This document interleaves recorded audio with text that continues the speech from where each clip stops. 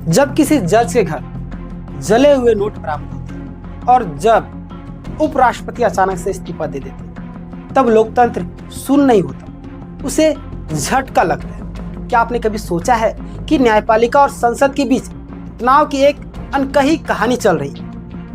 क्या आपने सुना है कि दिल्ली हाईकोर्ट के जज जस्टिस यशवंत वर्मा के खिलाफ महाभियोग की तैयारी थी और इसी बीच पे उपराष्ट्रपति जगदीप धनखड़ की इस्तीफा मंजूर हो जाती है, यानी कि इस्तीफा दे देते हो।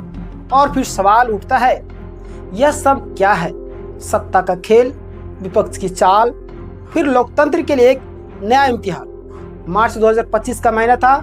दिल्ली हाईकोर्ट के जज जस्टिस वर्मा के सरकारी आवास में आग लगी और वहां से भारी मात्रा में जले हुए नोट मिले, यानी कि बरामद किए गए। सुप्रीम कोर्ट की जांच समिति ने इसे गंभीर मिसकंडक्ट माना, लेकिन कई सवाल अनुत्तरित थे, यानी कि इसका उत्तर ही नहीं मिल रहा। शुरुआत में जांच धीमी रही, मीडिया कवरेज सीमित था, कोई बड़ा बयान सामने नहीं आया।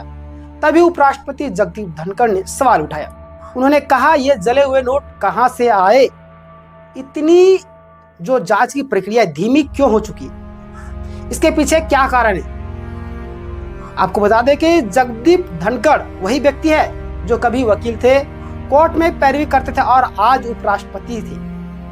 उन्होंने कहा, देश की जो सच्चाई, यानी कि देश को सच्चाई जानना चाहिए, लेकिन सवाल उठाने की कीमत क्या होती है?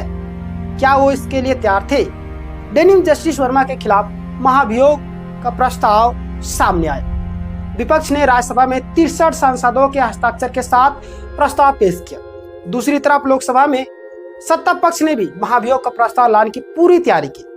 संविधान के अनुसार महाभियोग की प्रक्रिया किसी भी सदन में शुरू हो सकती है, लेकिन यहाँ दोनों सदनों में प्रस्ताव एक साथ आए। सत्ता पक्ष और विपक्ष दोनों अपने अपनी रणनीति में जुट गए। अब सवाल यह है, क्या यह न्यायपालिका पर सवाल उठाने का मामला था या इसे नियंत्रित करने की कोशिश? और इसी बीच में 21 जुलाई 2025 की रात को जगदीप धनखड़ ने उपराष्ट्रपति पद से इस्तीफा दे दिया।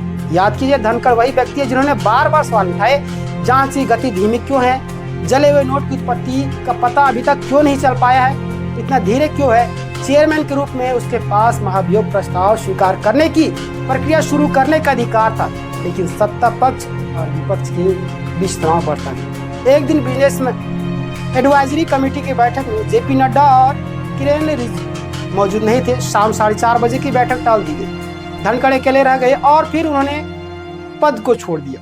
विपक्ष जो कल तक धनखड़ की आलोचना कर रहा था, इस्तीफे के बाद उसकी तारीफ करना स्टार्ट कर दिया, तारीफ के पुल बांधना शुरू कर दिया। कुछ लोग इन्हें संविधान के रक्षक बताया। दूसरी तरफ प्रधानमंत्री 22 जुलाई का एक ट्वीट आते हैं, 22 जुलाई के ट्वीट करते हैं। इसके यानी कि हमारे जो उपराष्ट्रपति पहले थे, पूर्व उपराष्ट्रपति, उनके स्वास्थ्य की कामना करते हैं। और ट्वीट जो है उनके पास जो ट्वीट आया था वो संक्षिप्त था, औपचारिक था। एक सवाल, और जब 23 जुलाई को धनखड़ की जयपुर यात्रा तय थी तो 21 की रात को इस्तीफा क्यों? क्या सिर्फ तबीयत खराब थी या कुछ और था? सवाल यह नहीं कि धनखड़ ने इस्तीफा क्यों दिया, सवाल यह है कि क्या आज कोई संवैधानिक पद पर बैठा व्यक्ति सत्ता से सवाल पूछ सकता है? क्या न्यायपालिका में पारदर्शिता के लिए संसद में जो खेल खेले जाते हैं? और आखिर में जनता से सवाल, क्या आपको नहीं जानना चाहिए कि जज के घर में जो नोट बरामद हुए, आखिर वो किनके नोट थे और कहां से आए? क्या आपको नहीं जानना चाहिए कि जो व्यक्ति सवाल उठा रहा था उसने कुर्सी क्यों छोड़ी? क्या यह लोकतंत्र है या सिर्फ मंच और मेकअप का खेल? अगर आपको यह रिपोर्ट पसंद आई तो शेयर करें, सब्सक्राइब करें और याद रखिए, हम सवाल पूछना नहीं छोड़ेंगे, चाहे कुर्सी बदले या सरकार बदले। नमस्कार, मेरा नाम है रोशन कुमार।